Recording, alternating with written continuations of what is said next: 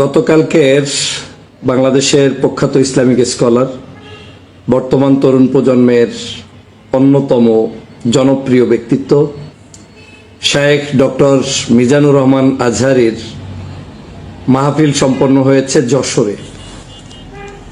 যশোরে আমি নিজে উপস্থিত হয়েছি এবং এখন পর্যন্ত যশোরেই অবস্থান করছি। যশোরের গতকালকের মাহফিলে এসে যে অভিজ্ঞতা হয়েছে সে বিষয়ে আপনাদেরকে শেয়ার করতে চাই। আসসালামু আলাইকুম, সকলে কেমন আছেন? যশোরে মিজানুর রহমান আজহারীর মাহফিলে যা ঘটেছে সেটার আসল তথ্য ফাঁস করে দিয়েছে আজকের এই ভিডিওতে ডক্টর ফজলুল হক ভাই। গুরুত্বপূর্ণ খবর, স্কিপ না করে দেখবেন। কথা বাড়াবো না, চলে যাব আলোচনায়। বর্তমান প্রজন্মের তরুণরা, বর্তমান প্রজন্মের ইয়াং স্টাররা এই মুহূর্তে চরমভাবে ইসলামের দিকে ধাবিত হচ্ছে, ধর্মীয় বিষয়গুলোর প্রতি আকৃষ্ট হচ্ছে, ধর্মীয় যে কোনো সভা সমাবেশগুলোতে তাদেরকে হৃদয় টানছে এবং তারা সেখানে উপস্থিত হওয়ার চেষ্টা করছে। বিশেষ করে যারা তরুণদের মন বুঝে তাদের হৃদয়ের খোরাক যোগাতে পারছেন, তাদের প্রতি চরমভাবে তারা আকৃষ্ট হয়ে দিন রাত কষ্ট সহ্য করেও এই তাফসির মাহফিলগুলো সফল করছে। যশোরের তাফসির মাহফিল একটি অনন্য উদাহরণ। আকিজ গ্রুপের পক্ষ থেকে এই মাহফিলটি প্রতি বছরই সংগঠিত হতো, তাদের আরও দুই একটি লোকেশন আছে সেই জায়গায়।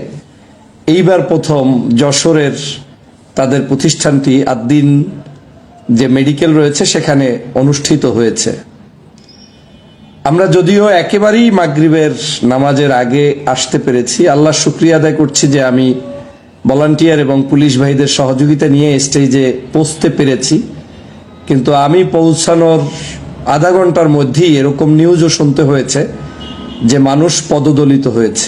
তাহলে কি পরিমাণ মানুষ হয়েছে এবং কি পরিমাণ মানুষ হলে মানুষ পদদলিত হয় সেটা নিশ্চয়ই আপনারা অনুভব করতে পারছেন। আমি প্রথমেই দুঃখ প্রকাশ করছি যেই সকল ভাইয়েরা পদদলিত হয়েছেন, আল্লাহ তাদেরকে দ্রুত সুস্থতা দান করুক এবং আগামীর মাহফিলগুলোতে এই ধরনের ভিড়াভিড়ি না করে আপনারা অন্য সকল ঘেট ব্যবহার করে যাতে মাহফিলগুলোতে ঢুকতে পারেন সেই জায়গায় আমি সকল দেশবাসীকে অনুরোধ জানাবো। আজহারী ভাইয়ের মাহফিলগুলোতে এসে যেটা অনুভব করলাম, এই মাহফিলগুলো এখন আর মাহফিলের পরিবেশ আর নেই, কারণ এত মানুষ, এত কোরআন প্রেমী, এত ভালোবাসা, এটা আসলে সচক্ষে কেউ না দেখলে বোঝানো সম্ভব নয়। এবং প্রত্যেকেই চায় যেখানে আজহারী সাহেব বসবেন তার আশেপাশেই সে যাবেন। এটা আর একটা বড় ধরনের দুর্ঘটনার কারণ হয়ে দাঁড়াচ্ছে।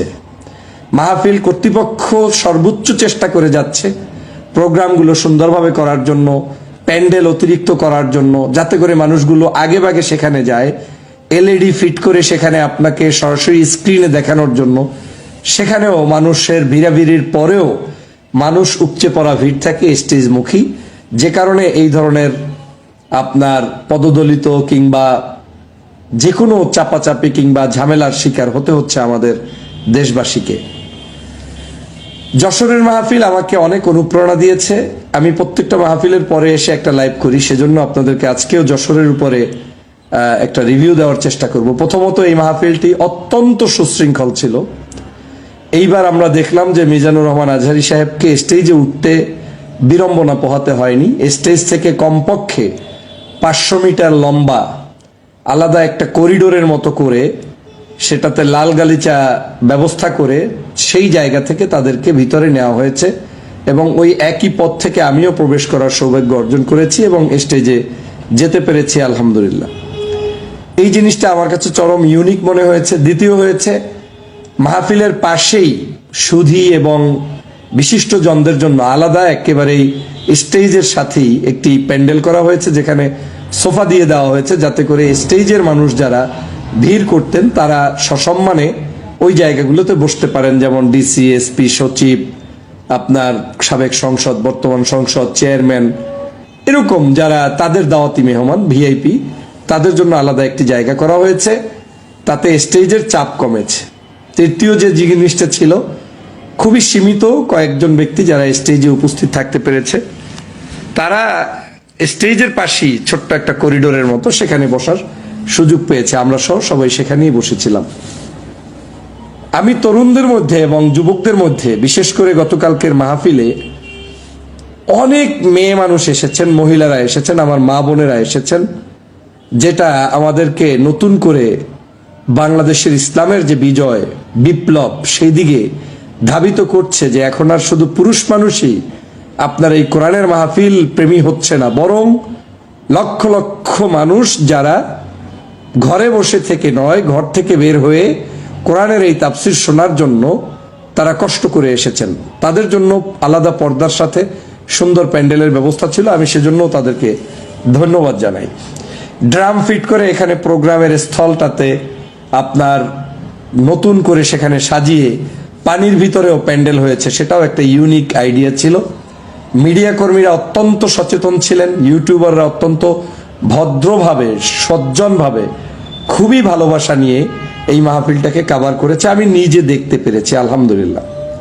সর্বোপরি এই মাহফিলের যাতায়াত ব্যবস্থার রোড চতুর্দিক থেকে সুন্দর ছিল। যশোরের মানুষ তারা অনেক আগ থেকেই গাড়িগুলো পার্কিং করে তারপরে মাহফিলের স্থলে হেঁটে গিয়েছেন। এই জন্য আমি দেশবাসীকে সবাইকে ধন্যবাদ জানাই। মনে রাখবেন, আপনি দল যাই করেন, মত যাই করেন, কোরআনের বিরুদ্ধাচরণ যেন কেউ কোনোদিন না করেন, হাদিসের বিরুদ্ধাচরণ যেন কেউ কোনোদিন করার দুঃসাহস না দেখান। কোরআন প্রেমী এবং ইসলাম প্রেমী এবং ইসলামিক যে কোনো অর্গানাইজেশন এবং তাদের অ্যাক্টিভিটিস সম্পর্কে বাজে মন্তব্য করে নিজের জীবনকে যেন কোনোভাবে ধ্বংস না করেন। এই বাংলাদেশে 5ই আগস্টের পূর্বে ফ্যাসিবাদী শেখ হাসিনা শুধু আলেমদেরকে, ধর্মভিত্তিক মানুষদেরকে, ইসলামিক পিপলদেরকে অবজ্ঞা করতে করতে এমন একটি জায়গায় পৌঁছে গিয়েছিল যে তারা কথায় কথায় তাদেরকে প্রতিদ্বন্দ্বী ভাবত। আর ভাবতে গিয়ে আজকের কোরআনের ময়দান, তাফসিরের ময়দান এখন সেই 144 দ্বারা জারি করার যে ময়দান এবং প্রবণতা ছিল, সেই জায়গায় লক্ষ লক্ষ মানুষ, যেটা কোনোদিন টাকা দিয়ে, বাস দিয়ে, পয়সা দিয়ে, কোনোদিন কোনো ধরনের রাজনৈতিক বক্তব্য দিয়ে এটা হাজির করা সম্ভব না। আর যদি কেউ হাজির করেও সেটা 1 ঘন্টার চটকদারিতা, 2 ঘন্টার চটকদারিতা, কিন্তু 3 দিন ব্যাপী, 2 দিন ব্যাপী, দিন রাত খেয়ে না খেয়ে কত কষ্ট করে মানুষ যে এখানে উপস্থিত হয় সেটা আমি বুঝাতে পারবো না। আমি ব্যক্তিগতভাবে হয়তো খুব ভালোভাবে থেকেছি, এ কারণে আমি পুরোটাও অনুভব করব না।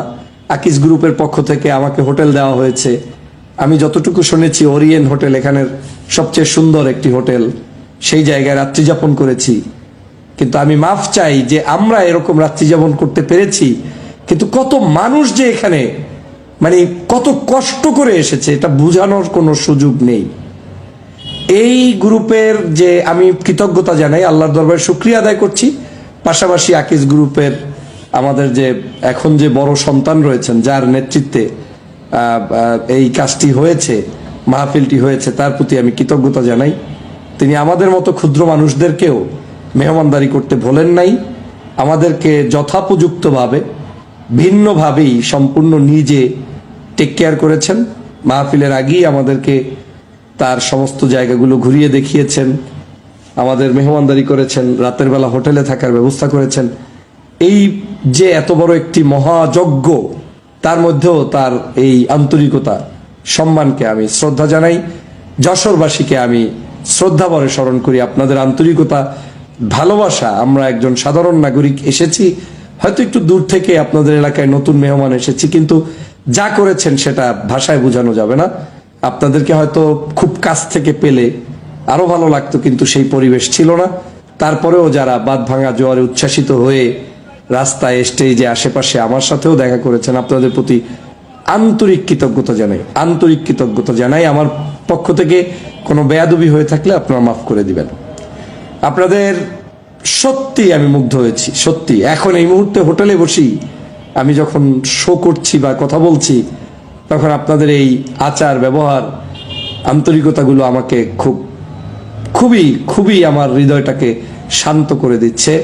গতকালকে রাতেও হোটেল পর্যন্ত পৌঁছাতে যে সকল ভলান্টিয়ার, আমি জানি না ওনারা লাইভে দেখতেও পারবেন কোনো এক সময়, 4টা ভাই এবং একজন পুলিশ সম্ভবত প্রথম দিকে এবং একজন ভলান্টিয়ার, তারা একটা টিম আমাকে রেস্কিউ করে হোটেল পর্যন্ত পৌঁছে দিয়েছেন। আপনাদের প্রতি কৃতজ্ঞতা জানাই। এবং যারা আমাকে স্টেজ পর্যন্ত সন্ধ্যার সময় এই লক্ষ মানুষের ভিতর থেকে টেনে হিস্ট্রে ভিতর থেকে একদম স্টেজ পর্যন্ত এক প্রকার জোর করে নিয়ে সেখানে পৌঁছানোর ব্যবস্থা করেছেন, সেজন্য আপনাদেরকে ধন্যবাদ জানাই এবং কৃতজ্ঞতা জানাই। তো যে কথাটা বলতে চাই যে কোরআন দাবিয়ে রাখা যায় না। দল করতে পারি, আমি বিএনপি করেন, আর একজনে জামাত করেন, আর একজনে চরমনাই করেন, আর একজনে হেফাজত করেন, আর একজনে ইসলামী দল করেন, ইসলামের বাহিরে করেন। একটা জিনিস মনে রাখবেন, ধর্ম এমন একটা জিনিস, এখানে কেউ টোক্কা মারলে সে ধ্বংস হয়ে যাবে, কিন্তু ধর্মের কিচ্ছুই হবে না। এখন ধর্ম আপনি পালন করতে পারেন না পারেন, তার মধ্যে দোষের যেটা আছে সেটা গডের সাথে আপনি বুঝবেন, আল্লাহর সাথে বুঝবেন। আমার অনেক দুর্বলতা আছে, আমি পারি না। আরেকজনে অনেক ভালো পারে, নামাজি, পরহেজগারি, তার তাহাজ্জুদ গুজারি, ইবাদত করছে, ধর্ম পালন করছে, ফাইন। আমি পারি না, কিন্তু না পারি সেটা ভিন্ন জিনিস। কিন্তু আমি চুলকানি থাকাটা সবচেয়ে মহা সমস্যা। ধর্মীয় কার্যক্রমকে যারা মলম লাগাতে চান, চুলকাতে চান, দেখলে অসহ্য হয় আপনাদের কিন্তু শান্তি হবে না দুনিয়ায়। যারা ধর্মবিদ্বেষী হয়েছে, বাংলাদেশে একজন মানুষের নজির দেখাতে পারবেন না যারা সম্মান নিয়ে কোনো জায়গায় বিদায় নিতে পেরেছে, চাকরি করতে পেরেছে, রাজনীতি করতে পেরেছে, কিংবা সামাজিক স্ট্যাটাসে তিনি বড় বড় কোনো জায়গায় যেতে পেরেছে। বলেন একটা মানুষের নাম যদি দিতে পারেন, আমি জীবনে টকশোতে বা কিংবা কোনো আলোচনায় আসবো না। ধর্ম নিয়ে যারা করেছে তারা কোনোদিন মানে ধর্মের বিরুদ্ধাচরণ করেছে, সফল হয়নি। যদি তাই হইতো, শাহবাগে যেই মানুষগুলো ওই লম্বা লম্বা কথা বলে মিছিল করে তারপরে আলেমদেরকে ফাঁসির কাস্টে ঝুলিয়েছ, সেই আলেমদের তাফসির মাহফিল শুনতে মানুষ আসে, সেই আলেমদের যে মাজার জিয়ারতে মানুষ যায়, সেই আলেমদের জানাজায় মানুষ গিয়েছিল, সেই আলেমদের নতুন উত্তরসূরিদের কণ্ঠের আওয়াজ শুনতে মানুষ আসে। কিন্তু ওই এইচএম সরকার তো আর নাই, কই তোমাদের সেই মিছিল? নাই। এটাই হচ্ছে বাস্তবতা। শেখ হাসিনা শুধু একটা শব্দ উচ্চারণ করেছিল, রাজাকার রাজাকার। এই শব্দটাই শেখ হাসিনার পতনের কারণ হয়ে গিয়েছিল। আমি বাংলাদেশে সে কারণে সবসময় বলি, আমি আপনার মতো চলবো না, সমস্যা নাই, কিন্তু আপনার বিরুদ্ধাচরণ আমি করব না। এটাই হবে আমার সবচেয়ে ভালো কাজ, যদি আপনি সত্যি মানুষের ভালোবাসা পেতে চান। অতএব ধর্মভিত্তিক মানুষের যে জাগরণ, এই জাগরণটা সারা বাংলাদেশের একটা নতুন দিকপাল তৈরি করবে বলে আমার বিশ্বাস। এবং আমি মানুষের এই যে হেঁটে যাওয়ার পথে, গাড়িতে নাস্তা করতে কিংবা কোনো জায়গায় রেস্ট নিতে যখন দাঁড়াই, মানুষের কথোপকথন বাস্তবতা অনুধাবন করার চেষ্টা করি। মানুষকে এখন আর ঠেলে কোনো কিছু বুঝানো যায় না, বুঝানো যাবে না। মানুষ নিজের ইচ্ছায় বুঝতে চায়। এদেশে ব্যালটের মাধ্যমেও তারা সৎ চিন্তার মানুষদেরকে, সৎ নাগরিকদেরকে, ধর্মভিত্তিক চিন্তার মানুষদেরকে, হ্যাঁ সব জায়গায় ধর্মভিত্তিক মানুষ একেবারে সুফি সাধক হলেই যে হবে সেটা নয়। মানুষ অনেক চালাক, মানুষ যাকে মনে করবে সে ইসলাম বিরোধী নয়, কিন্তু লোকটা হয়তো আমার দলেরও নয়, মানে লোকটা হয়তো একেবারে সরাসরি ইসলামিক দলও করে না, কিন্তু লোকটা ধর্মভিত্তিক মানুষদের প্যাট্রোনাইজ করে, যোগ্যতা সম্পন্ন মানুষ। এইরকম যোগ্য মানুষদেরকে বেছে বেছে বিভিন্ন দলমতের নির্বিশেষে মানুষগুলোকে সংসদে পাঠাবে বলে আমার একটা ধারণা তৈরি হচ্ছে। কারণ মানুষ কোরআনের, ইসলামের, ধর্মের উপরে যারা জুলুম অত্যাচার করেছে তাদেরকে আর দেখতে চায় না। এবং আগামীর বাংলাদেশে ধর্ম বিরোধিতা করে কেউ কোনো স্থান অর্জন করতে পারবেন না, পারবেন না, পারবেন না। এখন আপনি যদি এটাকে ট্যাগ লাগানোর চেষ্টা করেন, ভাই আমি ধর্ম বিরোধিতা করতেছি না, আমি জামাতে ইসলামের ধর্ম বিরোধিতা করি, আমি চরমনাইর ইসলামের ধর্ম বিরোধিতা করি, আমি ওই কি কয় আপনার হেফাজতে ইসলামের ধর্ম বিরোধিতা করি, এইসব টাউটবাটপারি চলবে না। এদেশের মানুষ ভালোই বোঝে কোন লোক ধর্মের অ্যাম্বাসেডার আর কোন লোক ধর্মের অ্যাম্বাসেডার নয়।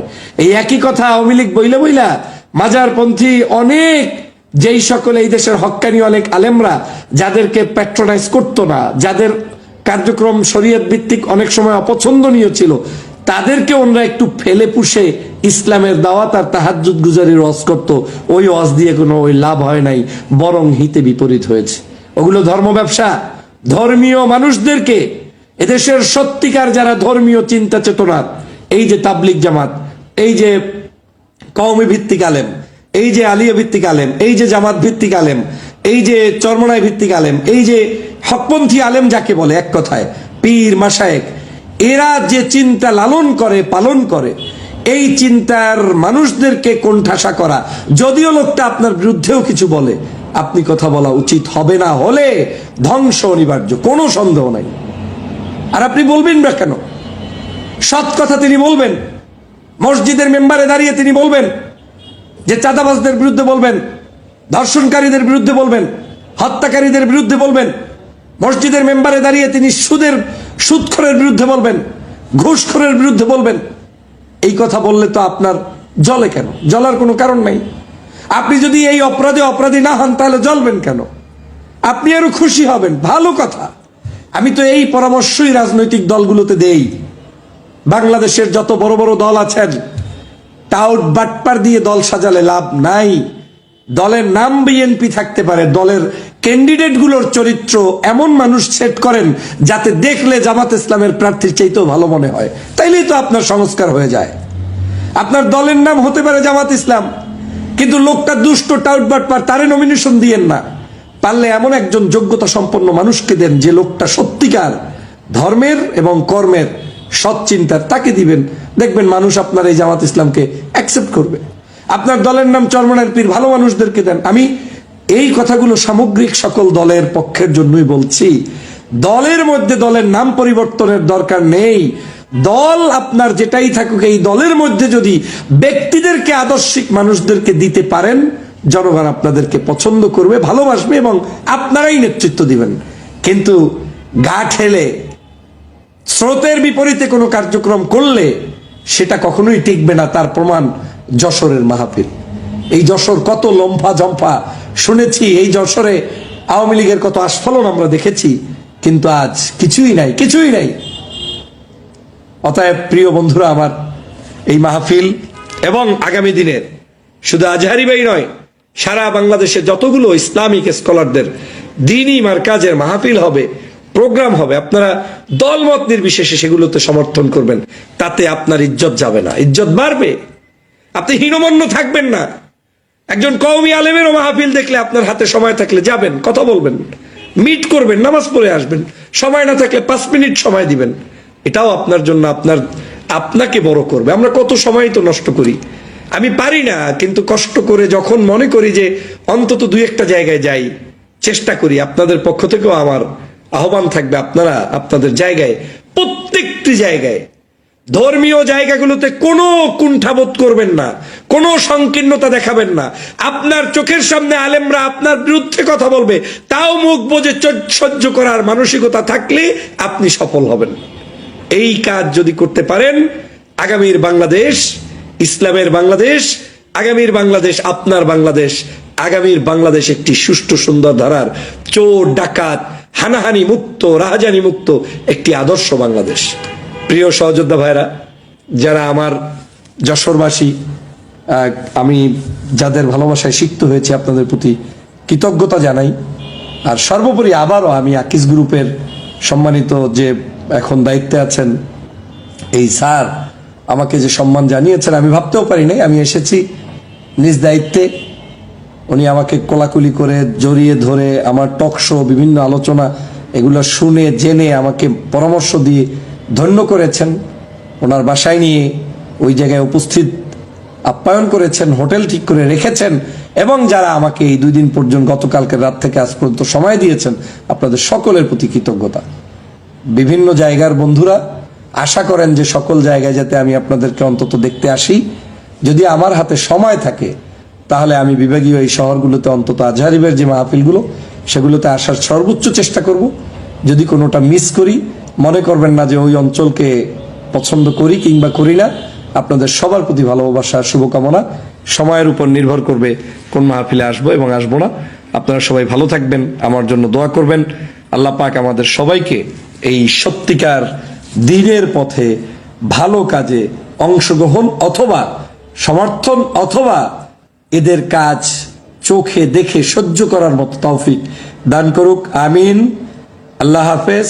আজকের এই ভিডিও থেকে জানতে পেরেছি মিজানুর রহমান আজারীর মাহফিলে যশোরে কি হয়েছে, এই বিষয় নিয়ে ডক্টর ফজলুল হক ভাই মন্তব্য করেছে, তার বক্তব্য শুনতে পেয়েছি। সম্মানিত দর্শক, আপনাদের মতামত মেসেজ করে জানাবেন।